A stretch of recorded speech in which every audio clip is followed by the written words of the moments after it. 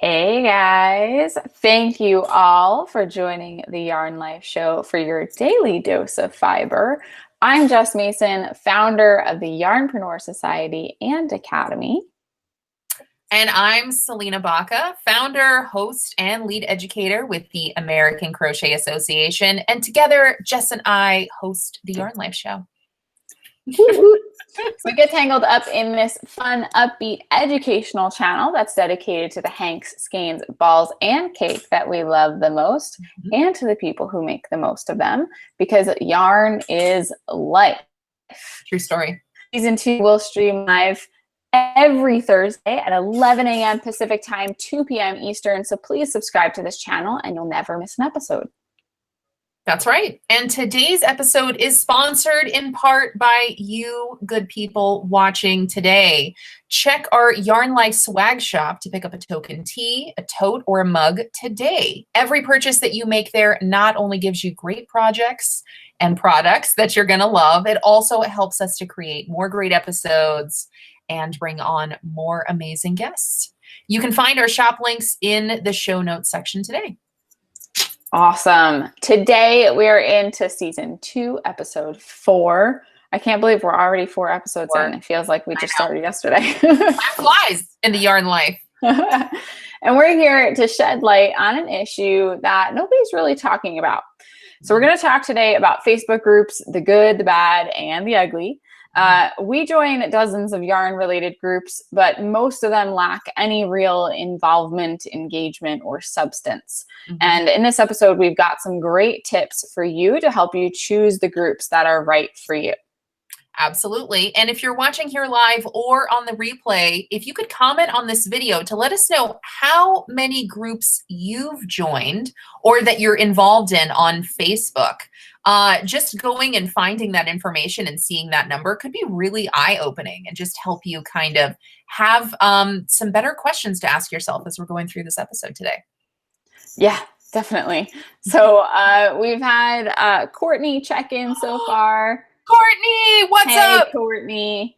If you guys are here, say hey, hello, tell us where you're viewing from today and what the weather's like. Because you know I like to hear what the weather's like. About you. Yeah. So Selena, I'm curious because we just said sometimes it can come as a little bit of a shock when we open that tab and it says however many hundreds of Facebook groups we're a part of. So I'm curious, Selena, how many groups are you involved in or have you joined on Facebook? So we're looking at yarn related ones. We're going to stick to that topic. Okay. How many of those are you a part of? Oh my gosh. So a few weeks ago, Jess, when you and I were first putting the schedule together for the Yarn Life Show, and we were talking about what topics were important to us, and this topic came up, I actually went and looked. And I don't remember the exact number, but it was dozens. And that's, again, just yarn-related groups. Yeah. I was in yarn-related groups for yarn companies, for yarn sub-companies, for lovers of particular just yarn types. I mean, I was in all of these different yarn groups, pattern groups and designer groups, just all of these yarn-related groups. Just dozens and dozens and dozens. And so I actually went through and in building this with you, I actually removed myself from almost all of them. And now I'm in like 6 groups and that's it. Wow. Yeah. That's quite the pruning. I did. I got the machete and the lawnmower. I did.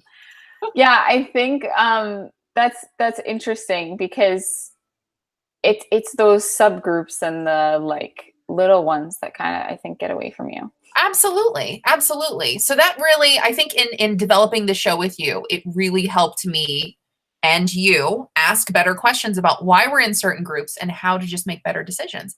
But Jess, all right, now I want to hear from you. How many yarn related groups since we've been developing this show, do you have a number that you've joined or like what does that look like for you now?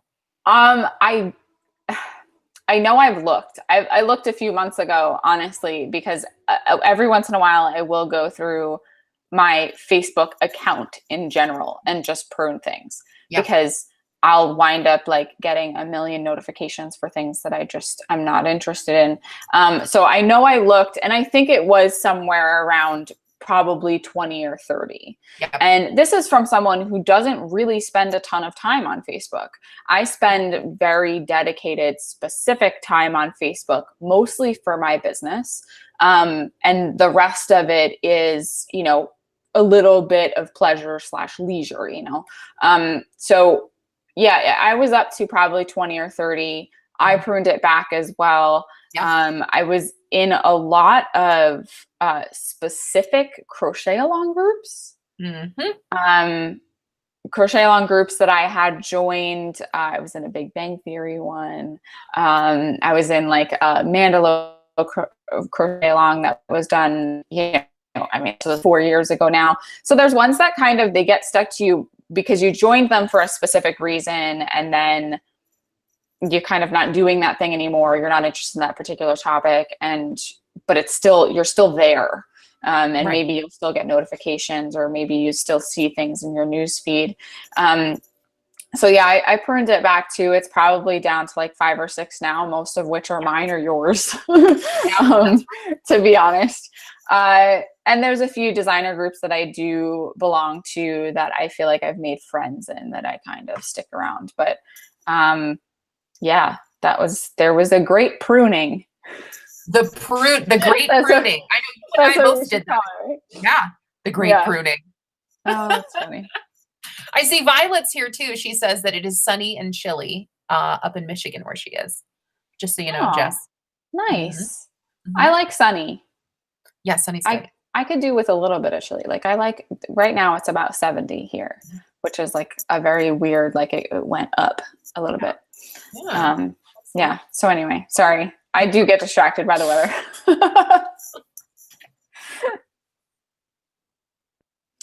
So Facebook groups are something that's, you know, kind of an enigma to some people. Again, I know some people join them for super specific reasons. So before we get started, Selena, can you tell us what exactly is a Facebook group? Yeah, thanks, Jess. Facebook groups are completely different than pages. So there are Facebook pages and there are Facebook groups, and they both look different and they have different options. They have a lot of the same options, but really they function very differently. So in groups, there's more open community dialogue. There's more insights. And you can actually find that there could be, and there is the potential to have real connections between the members of the groups and the creators of the groups. Now, while anyone can open any kind of group at any time for any reason, you ultimately, as the Facebook user, are in control of which groups you join and participate in. So to get the most from those group platforms, Jess and I have some things to consider before you join. So Jess, you want to tell us what number 1 is? Sure. So the first thing to look at is the actual group name. And it might seem kind of silly to think too much about the group name, but that's kind of the first indicator. It's going to tell you a lot about the group. So is the name super concise, like the Yarnpreneur Society? Concise. Or does it seem like unlikely to give you substance? Like somebody just threw a sentence in there. People who want to make money with their yarn but don't know where to start. Like that doesn't sound like a group that has a lot of purpose behind it. Or it seems like something that could go off in a tangent at any moment. So that's the first thing that you can kind of look at and say, okay, is this backed by a particular brand? And we're going to talk about that a little bit later too. You know, is this specifically what I'm looking for? Do I think I'm actually going to get anything valuable from what they're discussing and what they've got going on in there?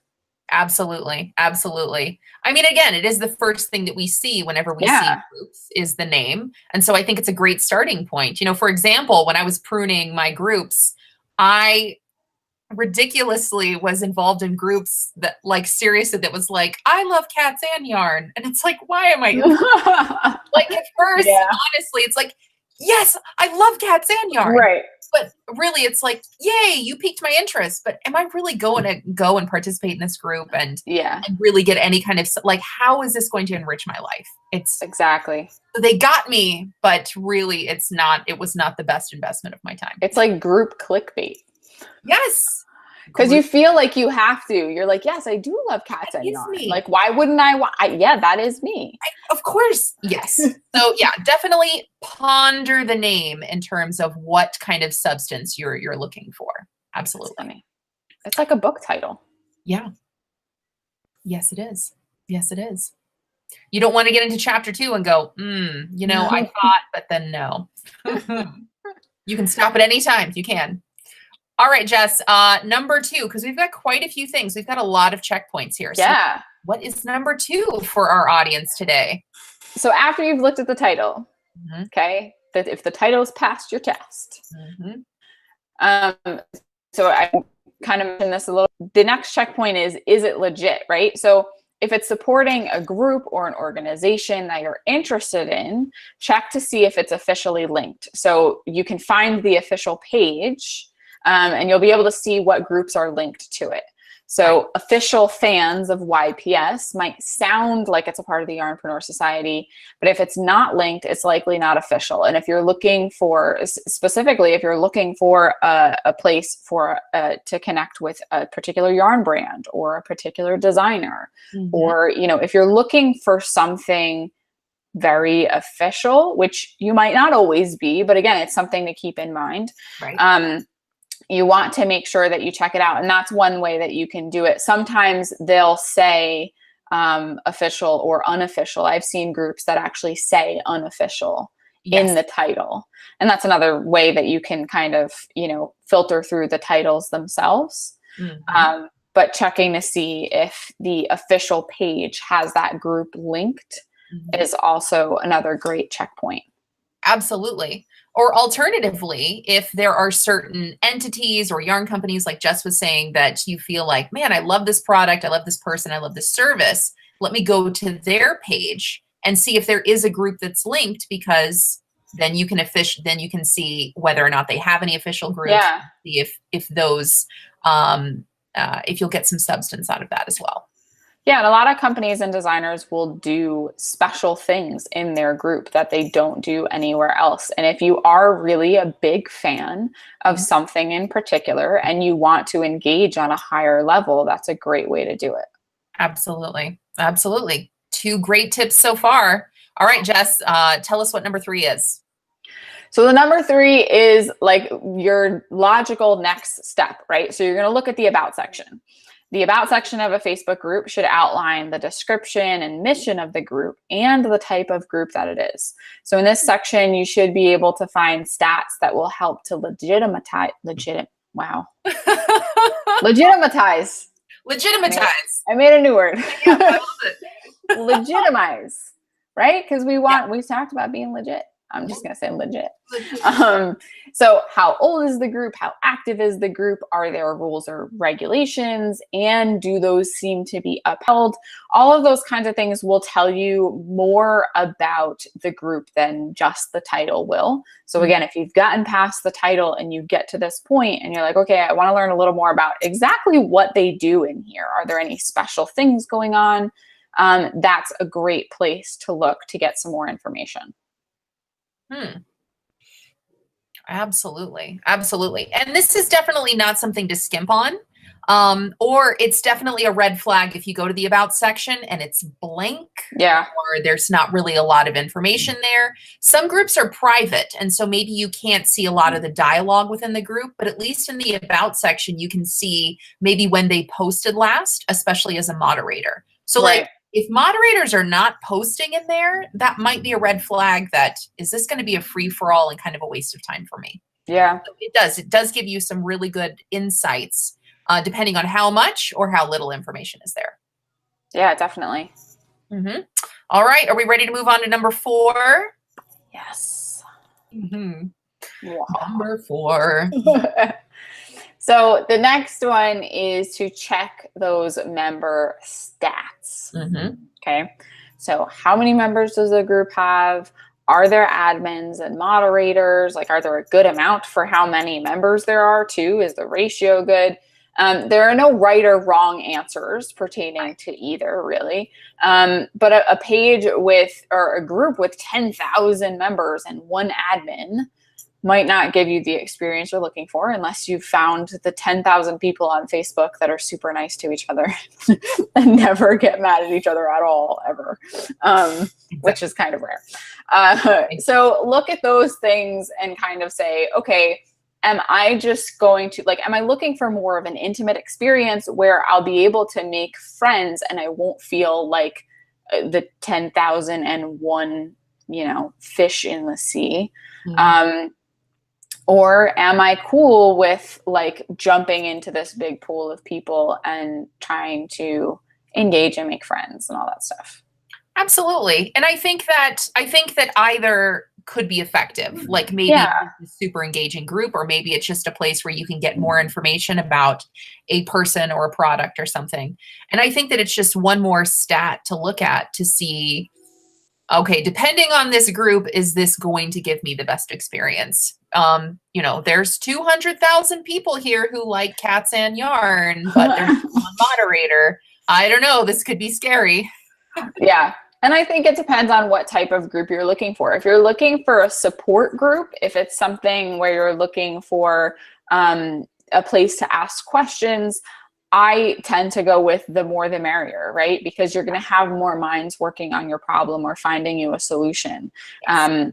Again, if you're looking for a place where you can make some close friends, or you can like start to meet people that are interested in things that you're interested in, you might want to go with something a little smaller, but that's just something to consider. Absolutely. Absolutely. Just more food for thought. All right. So that was number 4. Number 5, we've got 8 points to go through. So hopefully these are good ones that you guys are enjoying. Number 5, Jess. Number 5 is for when you're ready to join. Okay. So you've gone through all the other steps.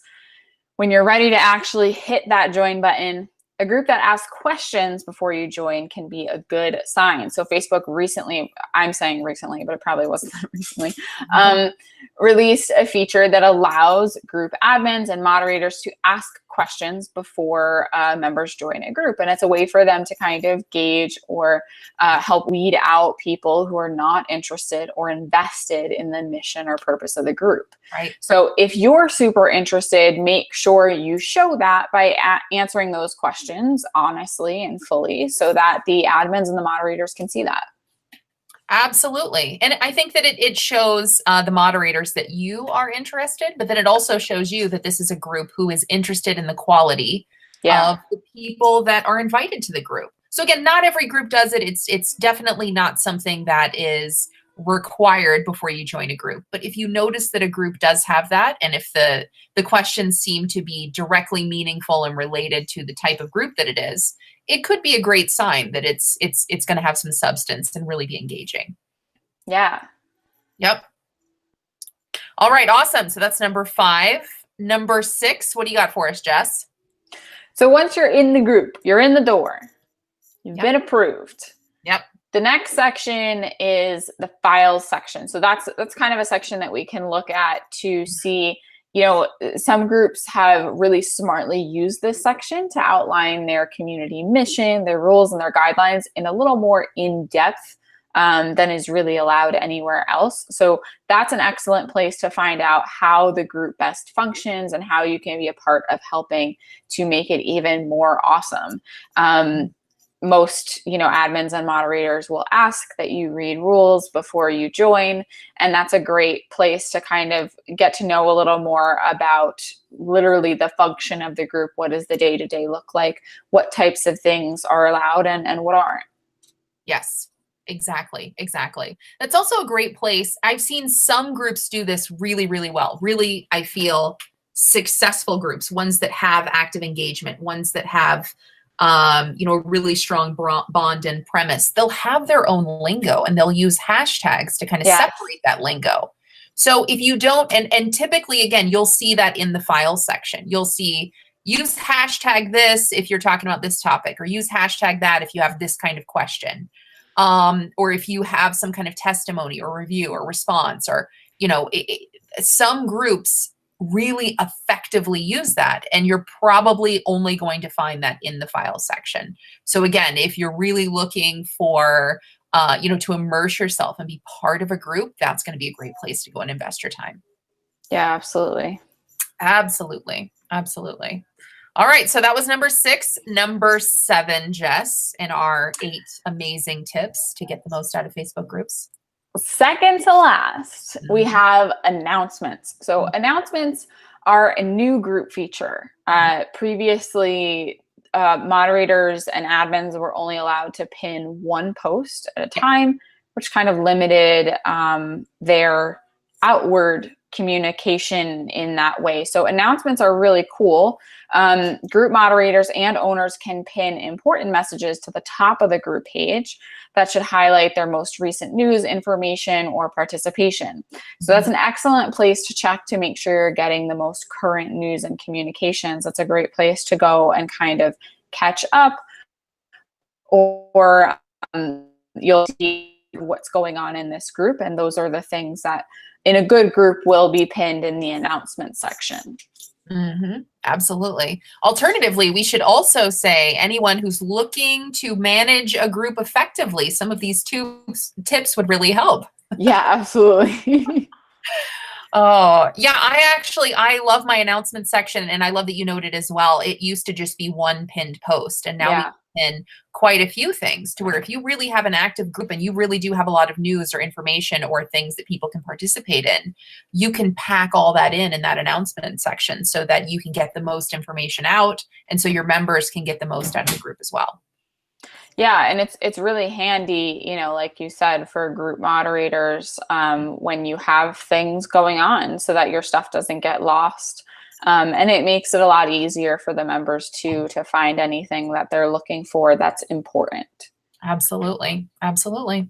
All right, we're down to the last one, number 8, Jess. Tell us what the what is. All right, so last up we have you. So a group is only as good as its participants. If a group is checking a lot of boxes for you, be sure to actively participate in ways that are meaningful for you and for the group as a whole. If you dig it, make sure you're part of the reason. It's an awesome place to be. I know the groups that I find myself engaging in the most are the ones where I feel like I'm part of the group. And you know, those are the ones where I don't want to leave because I feel like I've made relationships or I have friends there or there's exciting things going on and I want to be a part of them. So going through all of the things that we talked about previously, hopefully will get you to a point where you're joining groups that are meaningful for you, that you can get something out of, and that you can really participate in fully. So you feel like a true group member. Absolutely. Absolutely. You know, some people say that there are, you know, I just kind of want to minimize it and say givers and takers within a group. And there's nothing really wrong with either of them or acting in that capacity in both ways. But again, like if you really, really, if you love, it's like having a favorite restaurant and loving it, but you never go there and then they close. And it's like, oh man, I love that place, but I haven't been in a year. So it's like, you really, if you find something and you enjoy it and you appreciate it, then make sure that you're actively giving and taking. And taking could just mean consuming and saying, oh, Jess, thanks so much for that post. Or, oh, really, thank you for sharing this. Or I, you know, just kind of have, you know, giving something back. And that could just be a like or a share or a comment or something like that. Yeah, that's fantastic. It is. So there it is. Jess, I had so much fun putting this episode together with you because you and I are group lovers. And, you know, I think that we had a few conversations about our frustrations with groups, and that's how this show developed. And so I feel like we're really practicing what we preach. And so I wanted to invite everyone watching to come on over and check that out. Jess, as she said in the beginning, she is the founder, host, lead educator with the Yarnpreneur Society and Academy. It's dedicated to helping people create yarn businesses that they love. You can find that group link in the show notes today. And I'm the founder, host, lead educator with the American Crochet Association. We are dedicated to helping crocheters to help themselves with educational resources. You can find that link to our private group in the show notes today. Again, Jess and I are really passionate about this. We really try to practice what we preach. And so if you want to go see that in action, check out those links today. Awesome. Yeah. So that concludes today's episode. We want to hear what you guys think. Leave your thoughts in the comments below and we'll get back to them. Please join us again for episode 5 of 10 next Thursday as we outline another great topic for everyone who enjoys the yarn life. Absolutely. Remember, today's episode is sponsored in part by you great yarn loving people. So please check out our Yarn Life swag shop to pick up a token tee, tote, or mug today. Every purchase that you make there helps us to create more great content, give you more episodes, and bring on even more amazing guests. You can find that shop link in the show notes section today. Awesome. Thank you guys so much for joining us on this episode of the Yarn Life Show. For your daily dose of fiber, we'll see you all next time. Peace, love, crochet. See you next time.